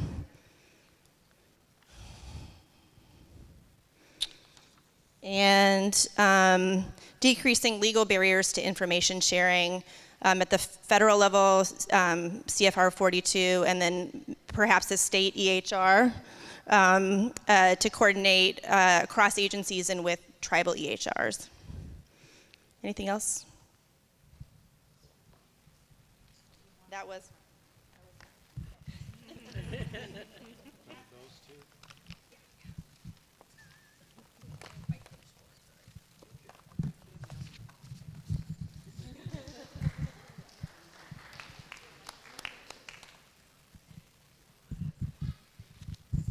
Okay, I got stuck by myself. No, you did. What I mean by myself is that my partner tried to ditch me. And this is kind of above what I am. I kind of took my dad's ticket. He's the chairman of Samish, and so I kind of took his ticket because I really wanted to be here. But years ago, I used to work for Swinomish for the youth and prevention program that they had there, and now I'm getting ready to start the youth and prevention program at Samish. And the one thing that I've noticed over the years from being, that was back in 2002, 2003 to now, and we do not what I've noticed in this area in Washington, we don't have a whole lot of conferences anymore with kids. We used to have alcohol conferences all the time over in Spokane or over in Yakima or here or other tribes. The state used to hold those conferences for the kids to learn about tobacco use and drug use. Now we need to upgrade and we need to start doing these conferences on opioid and all of that stuff. So that was my thing, is why are we not starting at the school? Why is it just only tribal? Why? Because our kids go to non-tribal schools too, and yet we don't see squat, nothing, because they don't want to talk about it. But yet, although you may not be tribal or a minority, you know, you're not exempt from this. And so we need to start with the school, and that's where the state legislator comes in involving this, because tribes, we get sent pamphlets, we get sent posters from, what is it, the Indian Health Board, of all different types of things that are going on. So I want to know, why can we not put these up in the schools? Why are these posters not being available for everybody instead of just tribal people? That, to me, feels discriminating towards us. It makes me feel like we're the only ones that have the problem, that our kids are the only ones that grow up with these problems, and they're not. Or Hispanic or black people. It's only minorities that are getting targeted with these problems. And so I feel that we need to start bringing this into public schools more. We need to make parents more aware of what's going on, instead of them holding their nose up in the air and say, that's not my child. Well, BS, it is your child. You know. The other thing that I came up with, and I'm not sure if I understood the number 3, was identify areas where legislative intervention is needed because it falls outside of the government and the secretaries. And I'm assuming that's your guys' higher up is what you're talking about, right? Or what? I kind of misunderstood that question. But I feel that we, as tribal people, we need to have more of these summits so that we can come up with more solutions instead of just once a year. I think that we should have them at least every couple of months to sit down at the table with tribal people and our senators and council and everybody in these higher up positions to be able to create what we need, what's going to help, because unfortunately a lot of the things that we have to deal with mental health and alcoholism and drug use and addiction and stuff, it's outdated. A lot of the solutions are outdated. We need to look at those solutions and we need to upgrade. And I feel that when we upgrade with that, that's where the tribal involvement comes involved, because we look at things differently. We look at everything 4-sided instead of just 1-sided or 2-sided. So we want it to come in full circle. And so that's where I feel if we are brought to the table more with these conferences and more with these summits to come up with ideas, to come up with these things for everybody's greater purpose, not just tribal, but everybody. And so those are the kinds of things that mainly that I came up with, is that we're kind of outdated on our solutions to our problems, and we need more funding. Other than that, we're all broke, but it's just, you know, we have an opportunity to change things, and so it's time to start changing those things and take away those stereotypes, because that's mainly what it is a big stereotype. So that's pretty much what I came up with, is start with the children, start with the kids, get them educated, because they're going to educate us. And if we're able to educate them on the signs and the symptoms, you know, the red flags, all of that at a young age, then they're able to understand. Because I taught my daughter, I explained to her, I drug her around with all those conferences that I went to for the drug and alcohol. She doesn't smoke, she doesn't drink, she doesn't do those things. And it's her choice, she's 25, but it's because she witnessed what everybody in her family did. We're all alcoholics. She comes from a whole family of alcoholics. She comes from a family of drug users. And she's chose not to go down those paths because she's learned. And I educated her, so that's where it starts, is education. We need to start educating our children from the bottom, from the smallest to the oldest, because in reality, they never stop being our children. So that's what I came up with.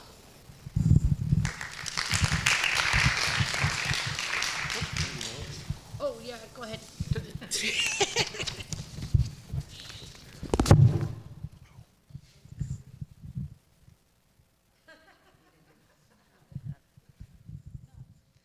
Hi there.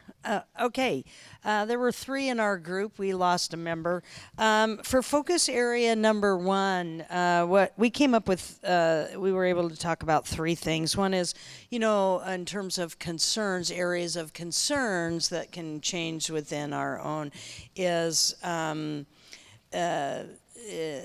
length of time it takes to get treatment, and I think that was talked about already, which is we talk about sometimes lack of capacity, but it's the the length of time it may take to get into treatment, and then the another area of concern is that inability to get jobs. And something like how for housing we had ban the box, which is, criminal history or drug history, something like that. Could we do something like that, and for so that there was not discrimination when somebody is trying to get a job? So we think about, reinvesting back peer counselors, a lot of that work to help, get well yourself and then help someone else get well. And then the sort of lack of equitable access to MOUD clinics for tribes. Some tribes have amazing programs and others do not. And so can we support something for the tribes with less resource and less money to use and open up for other tribal programs? So there's that area. Focus area number 2 was around potential, tribal state partners. And similar to what you had said is more opioid summit work, like getting us back together to focus on this most major issue. So, and it was suggested an inventory. One of the things that could be done is we could come together and do an inventory of capacity that each state agency has, each tribe, look for gaps and help together fill in those gaps. Just like when they were developing casinos, there was a lot of shared support and development for those. Another item was focusing on jobs, housing, and transportation. Transportation is a big barrier. And then, repurpose some unused capacity for step down from prisons.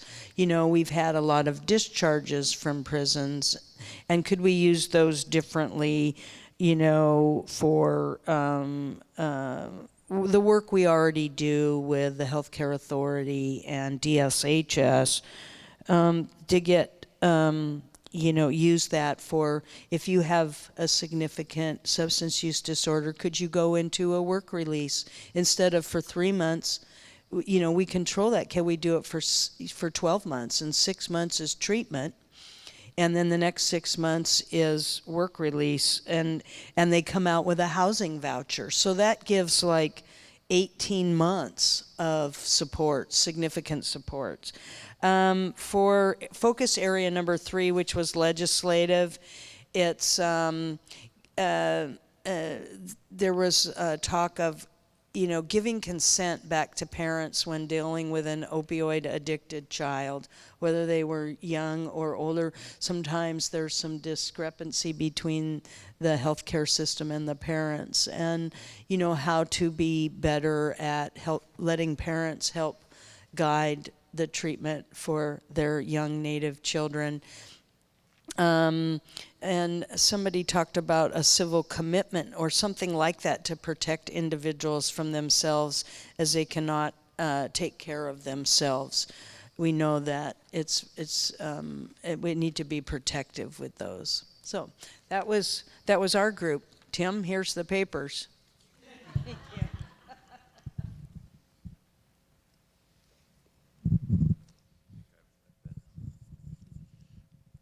Everyone. So for focus area 1, we talked a lot about support for tribal community resources, and as well sort of the opportunity to cross-train with state agencies between tribal staff and agency staff, and even local government staff, to make sure there's sort of more shared meaning and more more understanding and fewer stigmas and biases and sort of anti-tribal attitudes, or hoping to address some of those issues that exist around the state. We also talked about mandating communication with other local government or tribes and local governments, the idea of warm handoffs so that folks don't fall through the cracks. We also talked about, along with that, expediting community information exchange and the need for interoperability of systems, so that, you know, whether it's sharing of information or you know, there aren't, again, gaps in systems or inability for systems to communicate with one another and sort of running into walls in those areas. For Focus Area 2 and tribal state partnerships, I'm just reading from other people's notes here, but with the Northwest Indian Health Board, DOH supports a tribal maternal mortality review, and also DOH could extend health equity zone work with appropriate resources. And moving along to number 3, where legislative intervention might be needed, talked about support for public health harm reduction models, along with more money as ever. Support for handwriting here. Support for development of community paramedics for tribal communities, and further development of CHW and mental health and SUD specific training.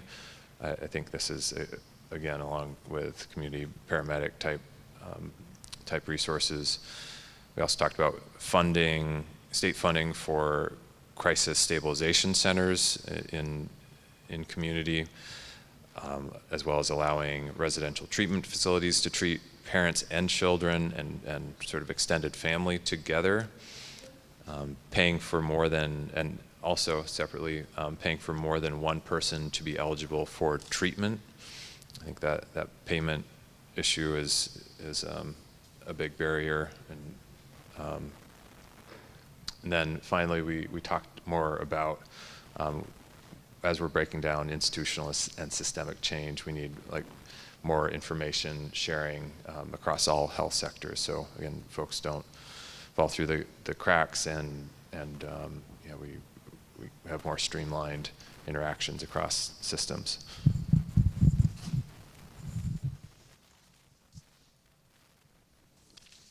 Thank you, sir. Thank you.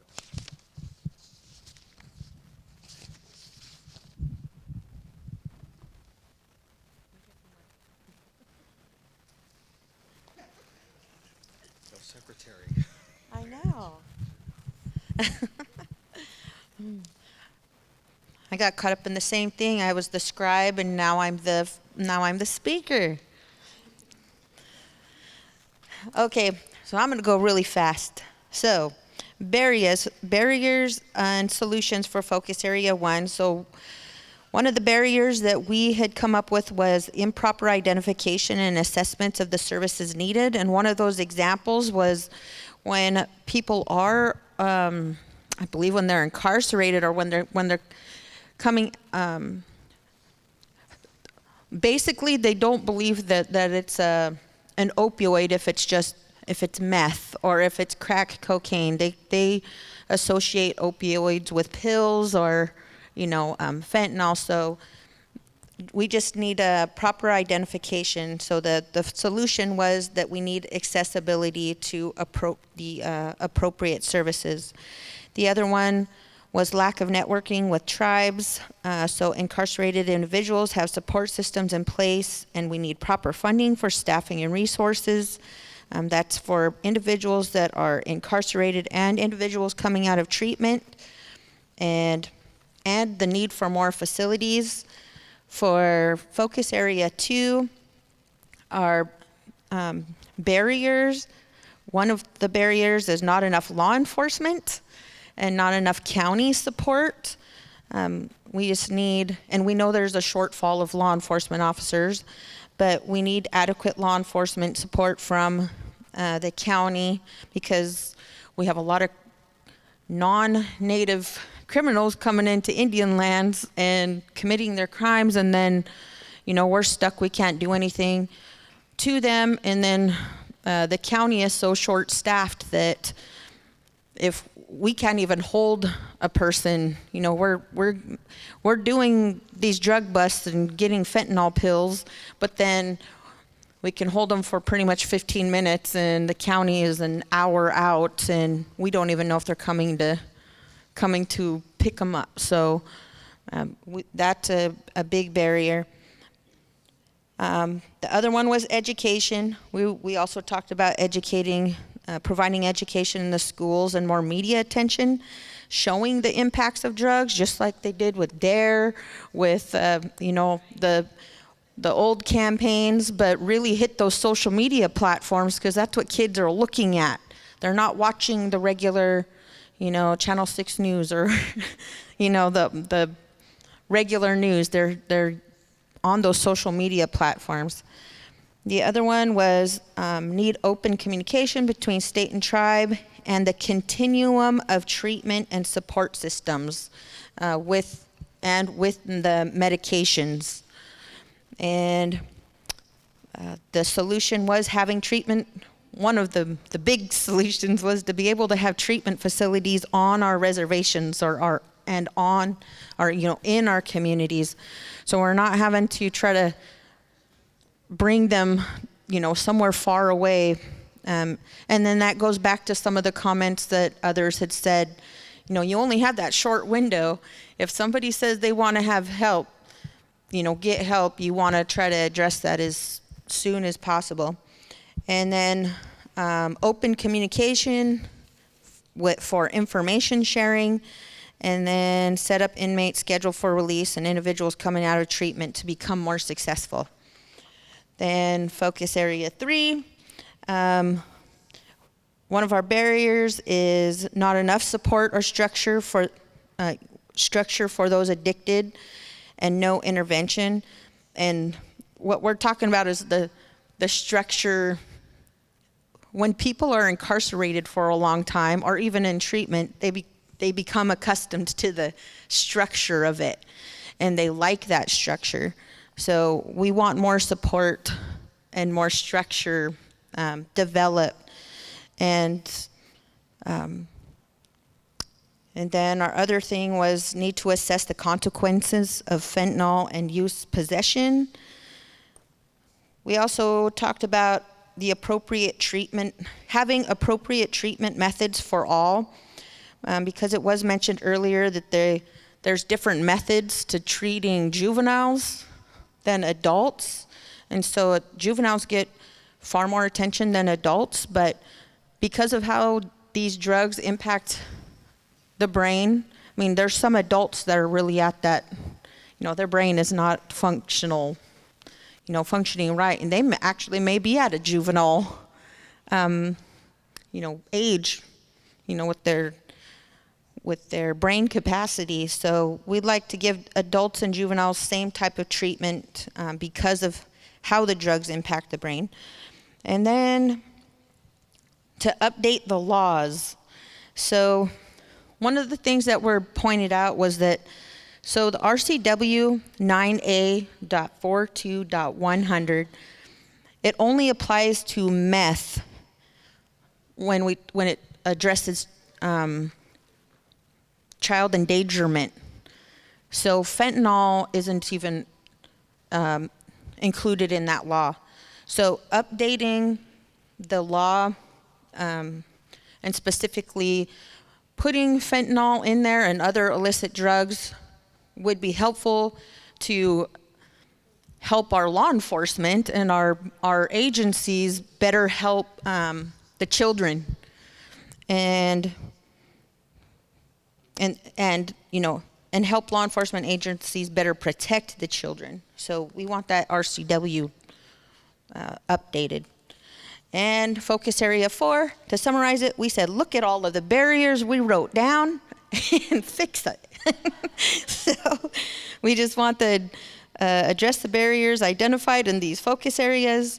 Maybe we need to develop more tribal consultation opportunities, and may need to develop committees with tribal participants included to help improve and address the policy changes needed. Thank you. Here, let me organize these for you.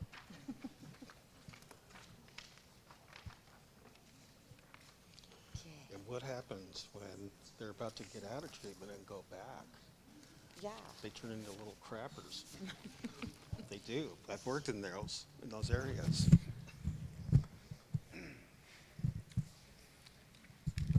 Thank you. Good afternoon. I was really hoping for the 4:52 time slot here, so nailing it. I'm Lisa Pemberton. I'm a member of the Quileute tribe, but I'm here representing DSHS, my employer, with my colleagues. And today I brought with me in my heart my brother, who is in treatment. He's in like week 3 for opioids, and I'm so hopeful that it'll work. But just wanted to share that. Our group, we had some great discussion, and we're pretty sure we changed the world. We have many papers. The ones that I wanted to share with you, the first one is increase the number of contracts issued to states, to human services providers, and serving in education and training. Education is a big one.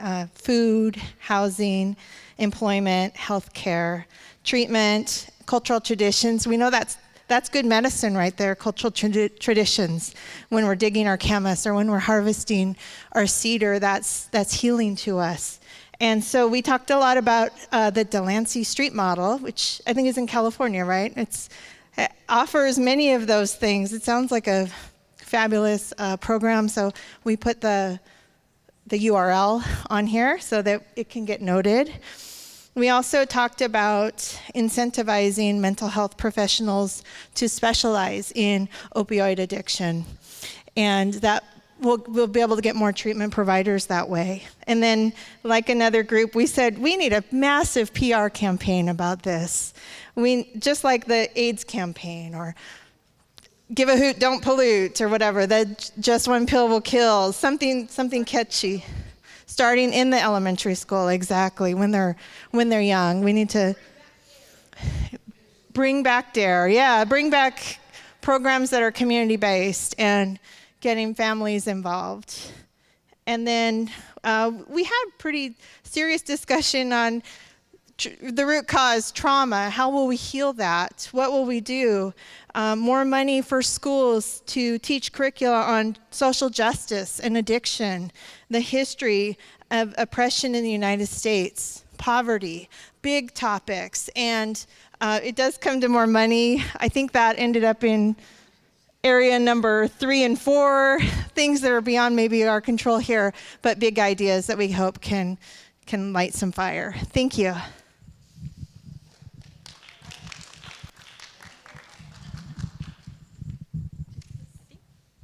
Do we have any other table groups that we missed? Nope. Oh. Ditto. Okay. Awesome. We like ditto too. Woo! Okay. I'm looking at Colleen. Did we miss anything? Oh my gosh. Okay, so thank you everyone. We're going to go ahead and end this session. Thank you for all of your brilliant ideas. I'm actually looking forward to synthesizing this with Colleen tonight. So thank you, thank you, thank you. Have fun at Culture Night, and we'll see you tomorrow if you're here. I look forward to reporting out on our behalf tomorrow. Good night, everyone.